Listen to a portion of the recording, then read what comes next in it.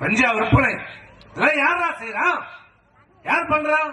அரசு நினைத்தால் தடுத்திருக்க முடியும். எல்லாம் போதா மோட்டர் தெரியுமா என்ன பண்ணுவான்? வந்த விலைக்கு வித்துட்டு கள்ளசாராயமும் கஞ்சா வச்சுட்டு போயிடுவான். இது அவனுக்கு என்ன தெரியும்? அவனுக்கு தேவை போத. இதுதான் இந்த அரசு ஸ்டாலின் அரசு திமுக அரசு செய்திருக்கிற 3 ஆண்டு காலத்தில் சாதனை கஞ்சா விற்பனை. நான் சொன்னா என் மேல கேஸ் போட்டான். அது ஸ்டாலினே கொடுக்குற நேரம் கஞ்சா விற்கிறாங்க இல்லையா? விற்கிறாங்களா இல்லையா? அதுதானே சொன்னேன். ஐயோ என்ன எப்படி நீ கஞ்சா இருக்கலாம், கஞ்சா அரசு சொல்லலாம். இப்ப உயர்நீதிமன்றம் சொல்லுதுடா மூதேவி.